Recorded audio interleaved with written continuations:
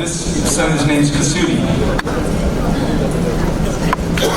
And he has no idea I'm going to ask him to speak. And I'm going to ask him to speak.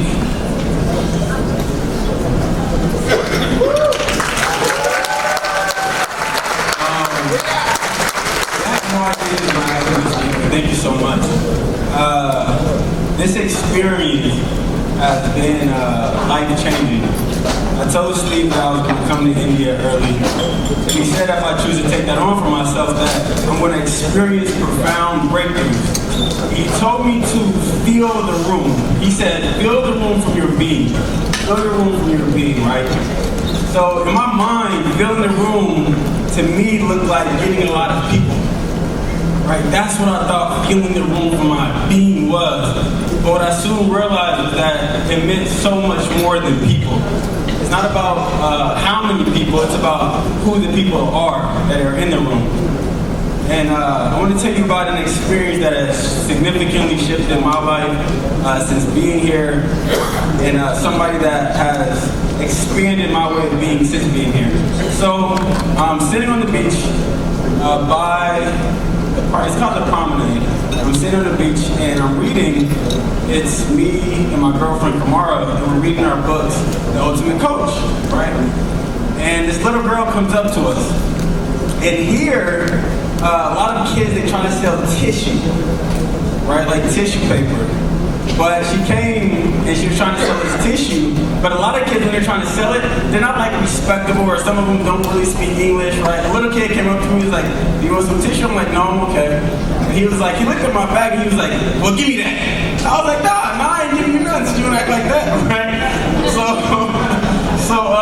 They're not really respectful, but this little girl, she came up on this day, it was her and her little sister, and then she said, would you like some tissue? And we said, no, we're okay. Because a lot of times if you give somebody money in that moment, then you're going to get swarmed. The moment they see you give somebody money, then you're going to get swarmed by people. And then she just said, okay. And then she looked at Kamara and she said, I like your hair. And Kamara was like, thank you. And then we started talking to her. And she's very well spoken, very sweet, very kind, very spirited. She's 14 years old. And I said, so what is it that, your dream, what is it that you want to do? And she says, I want to be a famous painter. And I said, well, how did you learn to speak English so good? And she said, well, I learned to speak English because I want to sell my paintings around the world, so I have to learn English in order to do that. And I was like, oh, that's so beautiful. And I said, well, listen, I don't want to buy any tissue, but I do want to buy your painting. She was like, what? And I was like, you're the biggest artist in the world. Of course I'll let her buy your painting. Like, can you show me where your painting's at? And she's like, my house is down the street. So we went to her home, which we walked on the promenade along the beach line, and she told us to stay right there. And she walked down on the rocks, and her family has kind of like a hut that's on the rocks on the beach line. Even when the water raises up too high, they actually have to relocate because the water will get inside their home. So she said, it's dangerous, we have to walk down. She said, but I'll come back up. And she came back up. I met her sister, and I just completely fell in love with this girl. I completely fell in love with who she is and everything. So then I said, okay, how about this? How about in 2 days? I gave her the book, and she asked me about the book. Like, what are you reading? So then her sister, I had them read the back cover of the book and the front 2 pages. And then I said, there's an event going on this weekend. I would love for you to be my guest. And he said, oh my gosh, this is amazing, right? And I said, well, how about I come back in 2 days and check on you guys and we get some food and talk about the book and everything. So 2 days later, we showed up, and they were there. And I said, okay, let's go and grab some lunch. And we all hopped in an Uber. And her sister's 23 years old. She hopped in the front, and we all hopped in the back. And I want you to listen from the story of gratitude. I want you to listen to the story of whatever issue you think you have. Whatever issue you think you had in getting here, right? Each person in this audience, we've moved so much around in order to be here. But I want you to listen to the issues, the problems that you think you have in your life. So we hopped inside of an Uber, and the Uber driver told her to put her seatbelt on. And they got to looking around like, what is a seatbelt? And he's showing her like where it's at, so she grabbed it and she's just holding it. This was the first time they've ever been in a vehicle before. 23 years old and 14 years old. We went to the restaurant, and I'm like, okay, well, what do you guys want to eat? It's not that they didn't know what they wanted to eat, they didn't know what they could eat. They've never been to a restaurant before. Before we go inside the restaurant, before the food comes and everything, right? They're looking at the menu, they're so happy, they're so grateful. And then we go in the bathroom and wash our hands, and Pika's like pointing at I show her like the hand dryer. And she's just having so much fun with the hand dryer. She's never experienced a hand dryer before, right? And they expanded my being because I thought that I was grateful. You know, I tell myself every day as an affirmation, I'm so happy and grateful now that So I've been grateful now that I'm traveling the world, now that I'm on the stage, now that I have my clients, now that I can make a difference, now that I'm changing people's lives, now that God kept me alive, all these different types of things. But I realized that those were just words on paper, but the Pika helped expand my way of being, of what true gratitude is. She's grateful for looking at the paintings as we drive past in the car. She's grateful we went to like a mall-like area and they had a waterfall. And she's like, oh my God, like, is that a pool? I'm like, no, it's not a pool. She's like, can I get in? I'm like, no, you can't get in. She's like, well, can I touch it? I was like, yeah, you can touch the little waterfall, right? And just seeing her kid-like wonder and kid-like energy. So when Steve asked me to fill the room, I 100% did, Steve. And I filled it by bringing the Pika in her spirit. So the Pika, I'd like you to come here. And Kamara, you can please.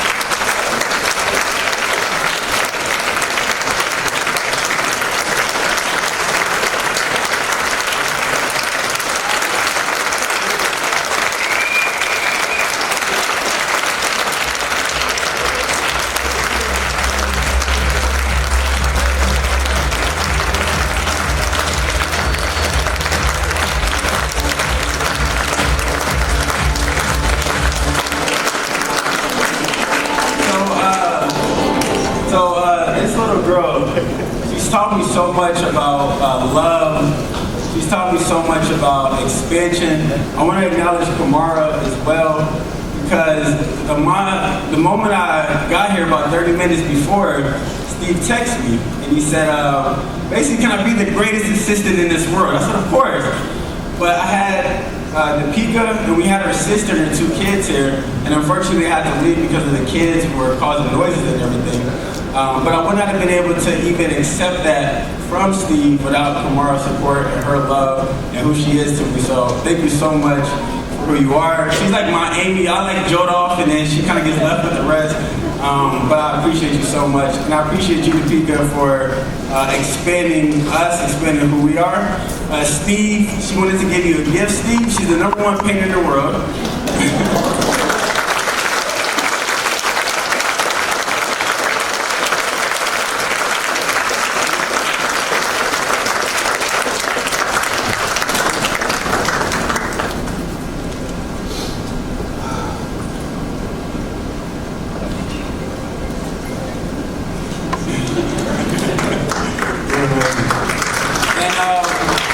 I think each and every one of us can expand our way of being loved, of being grateful, of being present. This little girl, she's so present with everything. She's so grateful for everything. She's experiencing life as if it's all new, and a lot of it is new for her. But even the spot that was familiar was, as if it was new. And it was that spirit that we gravitated towards. So you are the miracle in Mumbai. You are the person that was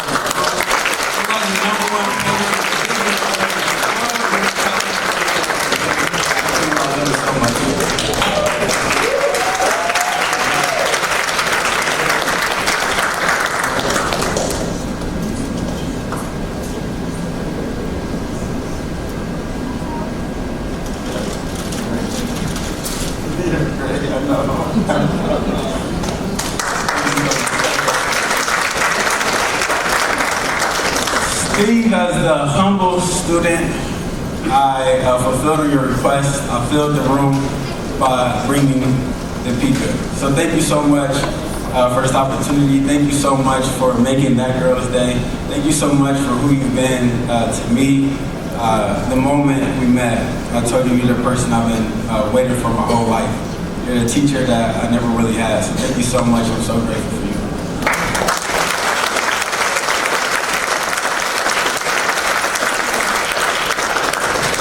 he had no idea of that, and I had no idea of that.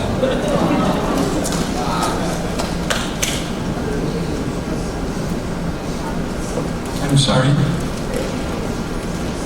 Yes? Yes, so let me say something. There are many people, this person was here because of rich habits, and there are many people who bought tickets in here. I have clients, so thank you, Rich, and everyone else who's bought tickets so someone else can be here. I want to say something about Kusudi. So, picture him, and I don't know this till yesterday or maybe today. Like I said, I forget what day it is.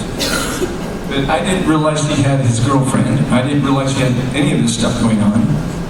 And I just said, hey, you know, I could use some help because I'm a diabetic. I've got to have test my blood. I've got to have some stuff. I need somebody to help me. And he came down, and I'm a yes. Now, I have no idea what he just said happened. So imagine him. He's got all this going, and he sorts it out with Kamika to get this to happen. And then he comes and serves. This is what this is about. This is what this whole thing's about. It's not about what your title is, or you have money, and it's not bad to have a title and money, but if you don't have a state of being service, man, you're poor. I love you, thank you. Okay, so I have the right for one more person, is that correct? Yes. Let me write down, but I'll stop. Okay, so I think I could enjoy doing this.